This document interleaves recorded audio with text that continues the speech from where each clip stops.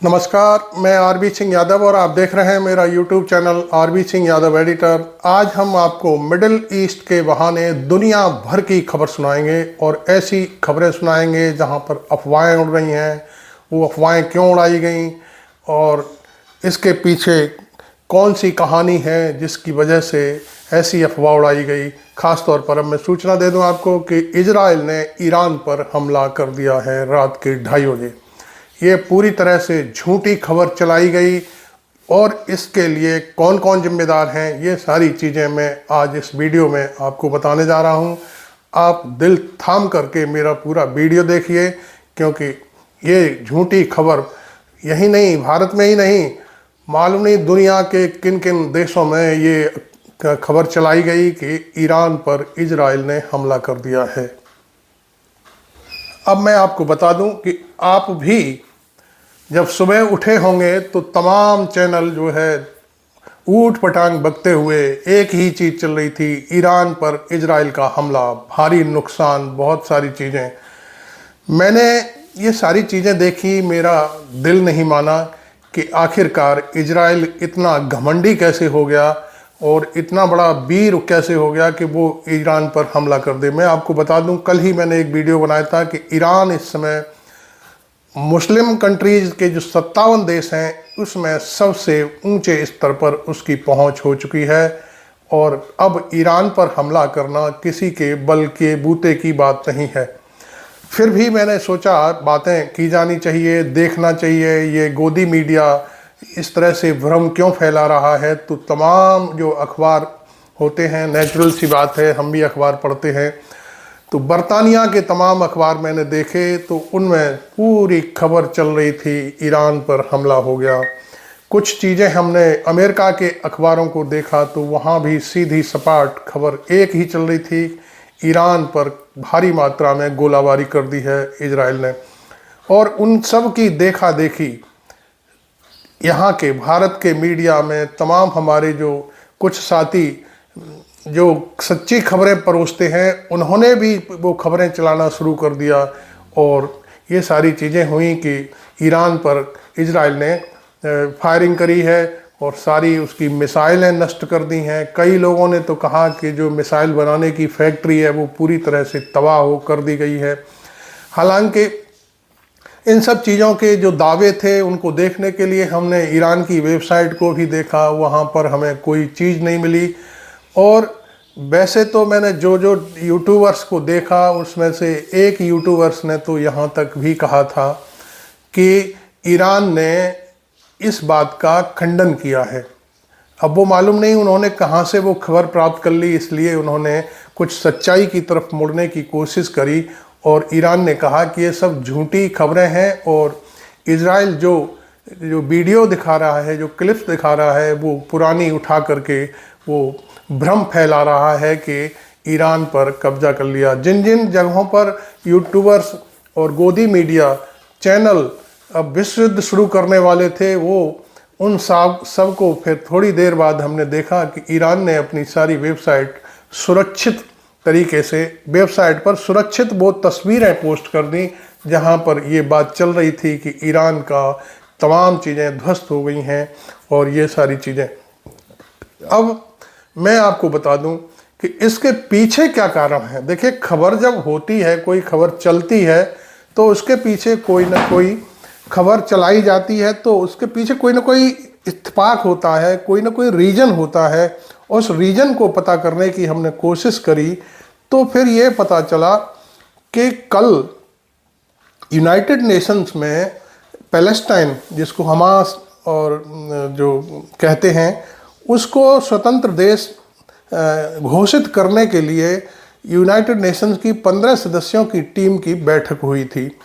पहले तो मैं आपको बता दूं कि अमेरिका बिल्कुल नहीं चाहता कि हमास स्वतंत्र राष्ट्र बने, पैलेस्टाइन स्वतंत्र राष्ट्र बने, और इसी के चलते उसने इन 15 लोगों, जो 15 जो देश थे, उनमें से फूट डालने की कोशिश की कि जब कोई बैठक होती है तो आधे सदस्यों का क्वोरम पूरा होना चाहिए। तो अमेरिका ने पहले तो ये ज़रूर ये सबको तोड़फोड़ करने की कोशिश की कि यूनाइटेड नेशन की ये बैठक हो ही ना पाए, क्योंकि कोरम नहीं होगा तो फिर बैठक करने का कोई मतलब नहीं रह जाता। अमेरिका ने इसी के तहत ये सारी व्यूह रचना रची थी। अब उसके बाद उसमें जब वोटिंग हुई, मीटिंग के लिए जब वोटिंग हुई कि हमास को स्वतंत्र राष्ट्र घोषित किया जाना चाहिए, तो वो जो मीटिंग हो रही थी उसमें टोटल 15 देश हैं, आपको सबको मालूम है।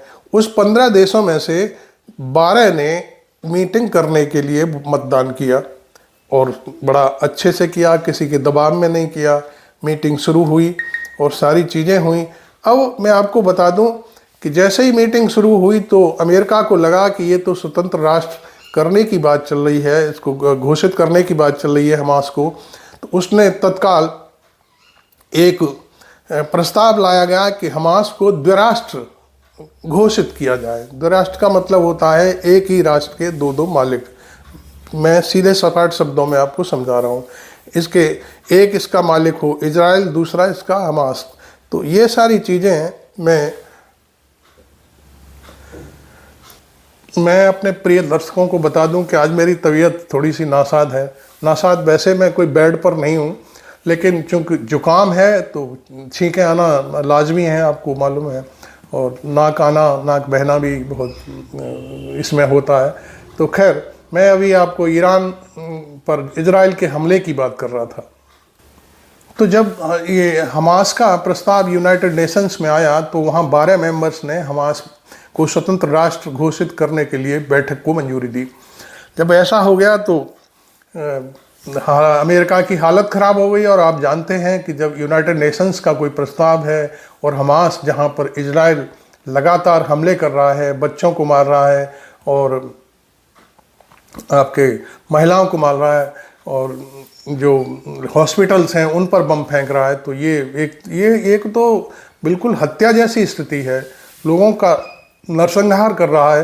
तो इसको मैं समझता हूँ कि यदि मैं आज इस बात को लेकर के, कल मुझे पता नहीं चला, मैं इस बात को लेकर के ये कहूँ कि कल मैं इसी चीज़ को लीड बनाता अपने अखबार में तो मैं ज़रूर बनाता, क्योंकि ये चीज़ें बहुत ही संवेदनशील हैं। और उस संवेदनशीलता की जो पराकाष्ठा थी उसको ढकने के लिए अमेरिका ने ये अफवाह फैलवा दी कि इजराइल ने ईरान पर हमला किया है।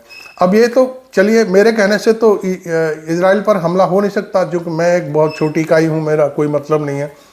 लेकिन कोई व्यक्ति कह रहा है, कोई व्यक्ति से मतलब बरतानिया के अखबार भरे पड़े थे कि यूएस के एक अधिकारी ने ये बात बताई, कहीं कोई खबर नहीं है।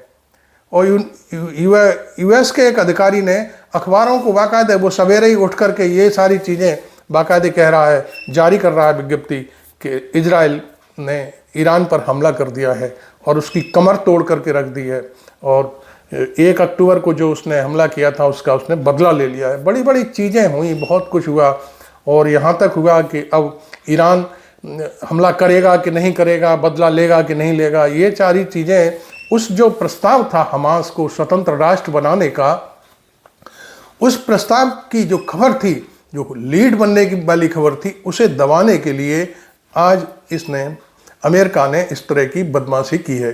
अब सरकार कहाँ तक जा सकती है, क्योंकि देखिए 4 तारीख को चुनाव है वहाँ पे, और 4 तारीख से पहले इस तरह की जो बातें होंगी कि हमास को स्वतंत्र राष्ट्र नहीं बनने दे रहा है अमेरिका, तो इसमें उसकी छींचा लेदर होगी। और ऐसा तो है नहीं कि अमेरिका में मुस्लिम वोटर नहीं है, बहुत भारी मात्रा में वोटर हैं, तमाम दूसरे देशों के लोग वहाँ पहुँच चुके हैं। और अमेरिका कोई एक जाति विशेष या धर्म का राष्ट्र नहीं है, आपको बता दूँ।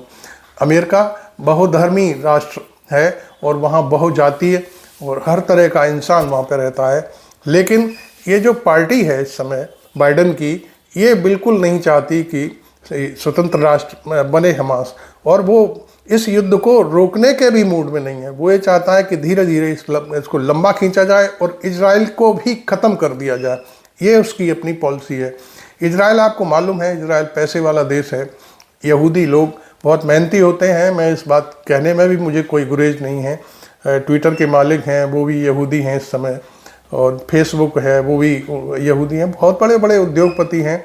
तो जो यहूदी इजराइल के माध्यम से जो पैसा इनको फंडिंग कर रहे हैं, उस फंडिंग का लाभ उठाते उठाते वो यहाँ तक गिर चुके हैं कि अपने एक अधिकारी से ये बयान दिलवा दिया कि इजराइल ने हमला कर दिया है और उसके जो फैक्ट्रियां हैं बम बनाने की और जो बेस हैं सेना के उन पर और जो मिसाइल बनाने की फैक्ट्रियां हैं उनको ध्वस्त कर दिया, तबाह कर दिया है।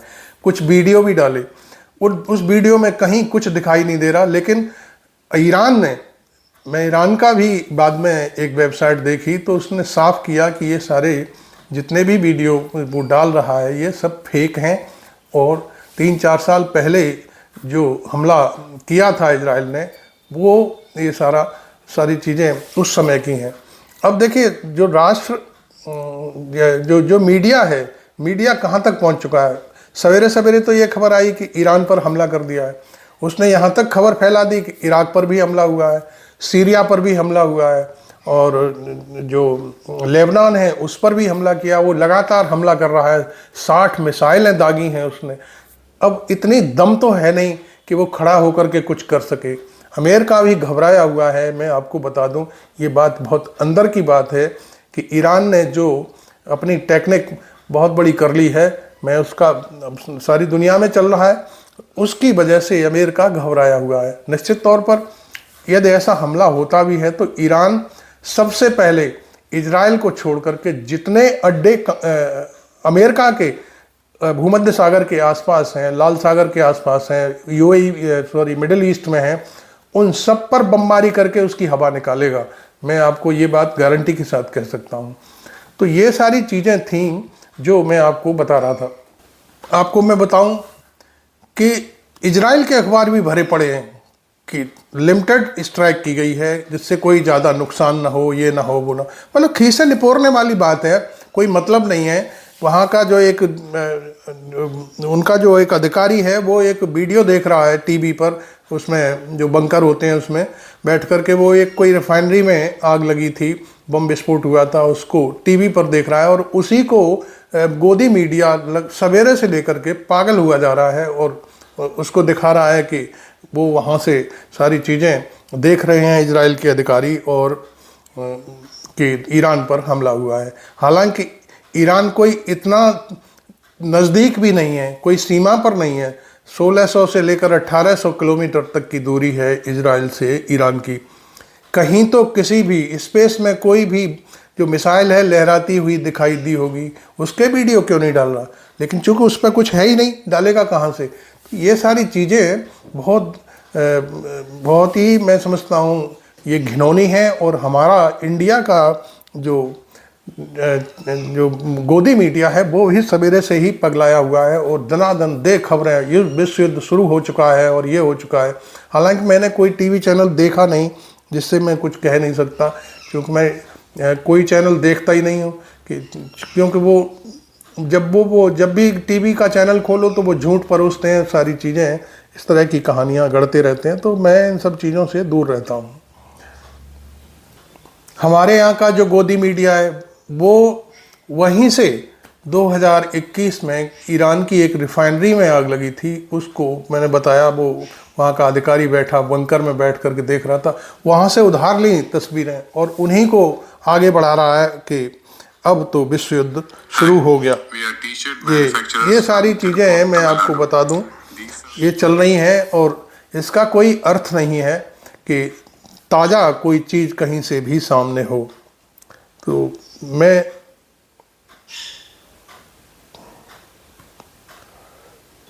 अब देखिए, ईरान तो बहुत बड़ी ताकत है, अब हमास का, कतर का और हिजबुल्ला का कुछ नहीं बिगाड़ पाया है अब तक 1 साल में इजराइल। तो वो क्या खुद को कैसे ये कह सकता है कि मैं खुदा हूँ और सारी दुनिया मेरे कदमों में नीचे झुकती रहेगी? तो ये बेकार की चीज़ें हैं। कहा तो ये गया था कि अमेरिका के जो विमान हैं, जेट विमान जो होते हैं, बहुत लड़ाकू विमान होते हैं, उनसे हमला किया गया। किसी भी विमान को अपने स्पेस में आते जाते नहीं देखा गया। इराक ने मना कर दिया, सीरिया ने मना कर दिया, हिजबुल्लाह ने भी कह दिया कि हम अपने स्पेस को यूज नहीं करने देंगे ईरान पर हमले के लिए। फिर कहाँ से चला गया? और आसमान से ऊपर तो कोई बात होती नहीं है। इसलिए झूठ के पर थोड़े बहुत दिन तो चलते हैं और अंत में वो फिर जो सूरज की रोशनी में जो झूठ के पर होते हैं, मोम से लगा करके उड़ा जाता है, वो पिघल करके नीचे गिर जाते हैं। ये मैं आपको इस अपने वीडियो के माध्यम से बताना चाह रहा हूँ। मैं आपको बता दूं कि अमेरिका ने अपनी खाल बचाने के लिए ये अफवाह फैलवाई कि खबर चलाओ और इससे हम बदनाम ना हो कि हम जो हमास जो संयुक्त जो राष्ट्र बनने जा रहा है, बनाने की बात चल रही है, उसमें हम रोड़ा बने हुए हैं।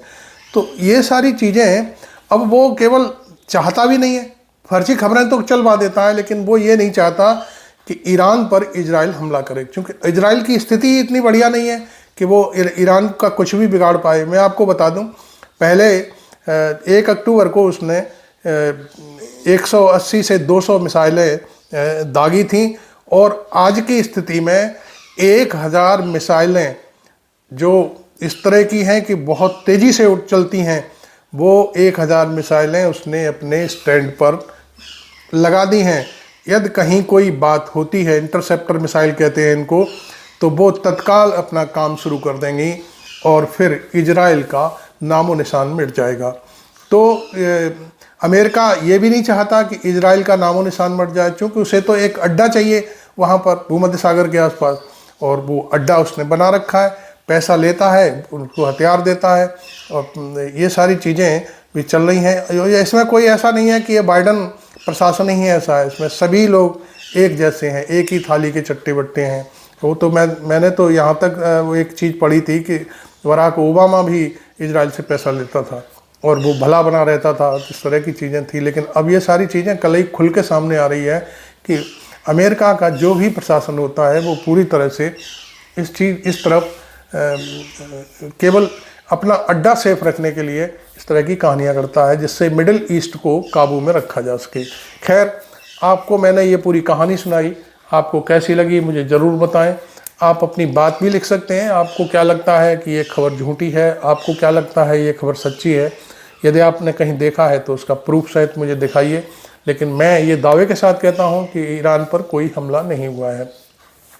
खैर, अभी तक आपने मेरा चैनल सब्सक्राइब नहीं किया है तो ज़रूर कर लें, और इस वीडियो को अपने जितने भी मिलने वाले हैं ये सूचना आप भिजवाएं, और जिससे लोगों को सच्चाई पता चल सके कि अमेरिका की जो हरकतें हैं उसकी वजह से आज ये लीड खबर चल रही है कि ईरान पर इजराइल ने हमला कर दिया है। Thank you very much. मैं आरबी सिंह यादव।